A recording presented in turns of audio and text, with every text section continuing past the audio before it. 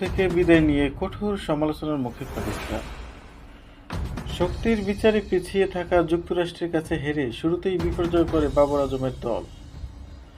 পাকিস্তান দল নিয়ে বিতর্ক আর সমালোচনা আসছে চতুর্দিক থেকে। এবার সে আগুনে ঘি ঢাললেন দেশটির বিভিন্ন ইউটিউবার এবং সাংবাদিক।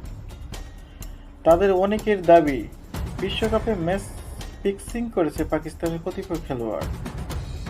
এমন পরিস্থিতিতে ফায়দা নিচ্ছে ভারতের বিভিন্ন সংবাদ মাধ্যম। ম্যাচ ফিক্সিংয়ে জড়িয়েছেন পাকিস্তান, এমন খবর প্রচার করছে তারা। অদ্ভুত পরিস্থিতিতে মুখ খুলতে বাধ্য হয়েছে পাকিস্তান ক্রিকেট বোর্ড পিসিবি। দেশটির সংবাদ মাধ্যম ক্রিকেট পাকিস্তানের কাছে বোর্ডের একটি সূত্র জানিয়েছে, ফিক্সিং নিয়ে কোনো ক্রিকেটারের উপর নেতিবাচক ধারণা নেই তাদের। যারা ফিক্সিংয়ের দাবি তুলেছেন তাদের কাছে উল্লেখযোগ্য প্রমাণ